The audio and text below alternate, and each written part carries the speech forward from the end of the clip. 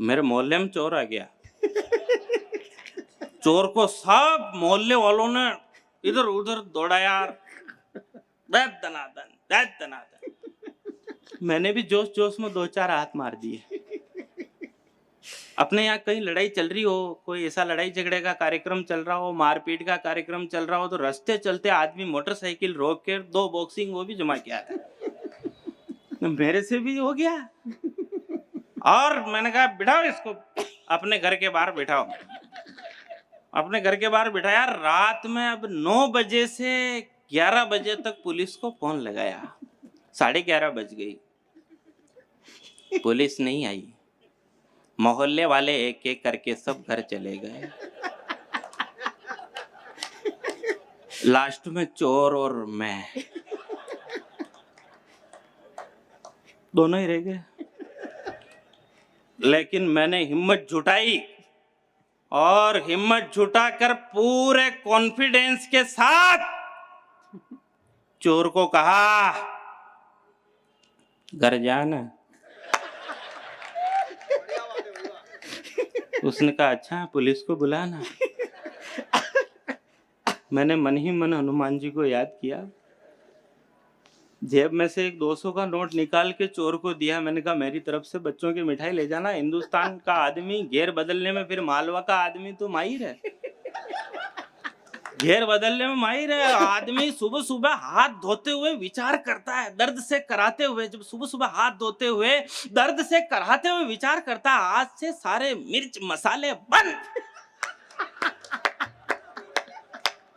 वो सुबह वापस कचौरी की दुकान पे पहुंच जाएगा, बोला दे रहे एक कचौरी है यार।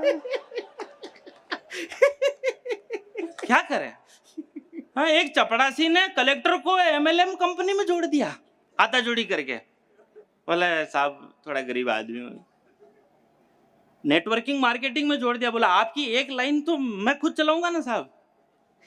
अब वो जहां कहीं पार्टी में मिलता है तो वो कहता है कि 1 साल हो गए कलेक्टर साहब को मेरे अंडर में काम करते हुए।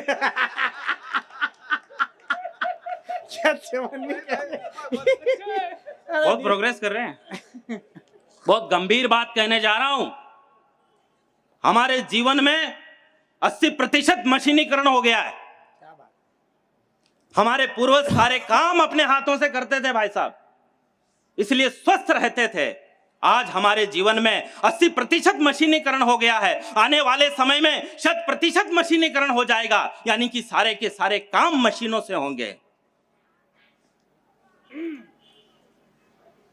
यहां शहरों में पैसे वाले आदमी बीमारियों के नाम भी बहुत घमंड से लेते हैं। सुबह सुबह एक गोली डायबिटीज की लेता हूँ, उसके बाद में एक ब्लड प्रेशर की गोली लेता हूँ, एक थायराइड की बहुत बड़ी एक शीशी ला रखी है, बहुत महंगी है, एक 4000 रुपए का इंजेक्शन लगता है। मेरे पट्टा इतना कॉन्फिडेंस से बोलता है कि स्वस्थ आदमी हीन भावना महसूस करने लगता है। अरे क्या बात है यार, एक बार ढंग से ताली वाली बजाओ यार। दीपक बहुत शानदार, वाह वाह वाह वाह। सपने में हो गया चमत्कार, विज्ञान ने किए नए नए आविष्कार, टाइम बचाने का नया फार्मूला निकाला और खाना खाने के लिए आदमी ने मशीन में गेहूं डाला। थोड़ी देर बाद मशीन में से थोड़ा सा लिक्विड बाहर निकल करके आया, जिसे आदमी ने इंजेक्शन में भरा और अपने ही शरीर में लगाया। मतलब आने वाले समय में हाथ से रोटी तोड़कर खाने का भी टाइम नहीं रहेगा और जरूरत भी नहीं रहेगी, खाने के इंजेक्शन आएंगे, लगाया और रवाना। अब सीन देखना, एक शादी की पार्टी चल रही थी, लोग आ रहे थे और अपनी अपनी पसंद के इंजेक्शन लगा रहे थे। जैसे बफर में खाना रखा रहता है वैसे इंजेक्शन रखे रहेंगे, ये रसगुल्ले का, ये गुलाब जामुन का, ये मटर पनीर का। तो लोग आ रहे थे और अपनी अपनी पसंद के इंजेक्शन लगा रहे थे। सीन देखना और आने लेना, लोग आ रहे थे और अपनी अपनी पसंद के इंजेक्शन लगा रहे थे। तभी दुल्हन की मां ने हाथ में इंजेक्शन लिया और दामाद जी की मनुहार की, दामाद जी एक और लगवा लीजिए। दामाद जी ने दोनों हाथ रखते हुए कहा जी बहुत हो गए, अब बस कीजिए। मैं वहीं खड़ा था, मैंने कहा जीजा जी अभी तो परीक्षा की घड़ी है, पीछे देखो साली जी कचौरी का इंजेक्शन लेके खड़ी है। अरे क्या शिल्प है यार दीपक, वाह। शादी के सारे इंतजाम बहुत अच्छे किए। लड़की के बाप ने 2 ऑक्सीजन गैस के सिलेंडर भी दहेज में दिए। आने वाले टाइम में ऑक्सीजन बिल्कुल खत्म हो जाएगी, जो सिलेंडर में भरकर मंगवाई जाएगी। तो शादी के सारे इंतजाम बहुत अच्छे किए। लड़की के बाप ने 2 ऑक्सीजन गैस के सिलेंडर भी दहेज में दिए। सुहाग रात में दुल्हा और दुल्हन दोनों सजे धजे थे। दोनों के पीछे ऑक्सीजन गैस के सिलेंडर लगे थे। जैसे उनका घूंघट उठाया, जैसे ही दूल्हे ने दुल्हन का घूंघट उठाने की कोशिश की, उसकी किस्मत ही हो गई, पीछे सिलेंडर में गैस खत्म हो गई।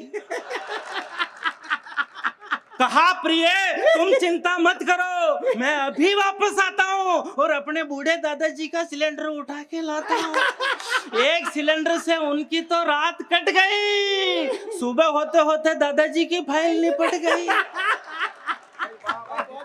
भाई कमाल, एक बार जोरदार तालियां भाई हाथ दीपक ऊपर के लिए। उठाकर तालियां बजाओ। शानदार, वाह वाह। वृद्धाश्रम में बैठे हो जब दोनों ही नाना नानी, आहा, तब बच्चों को कौन सुनाए मर्यादा की राम कहानी। वाह वाह।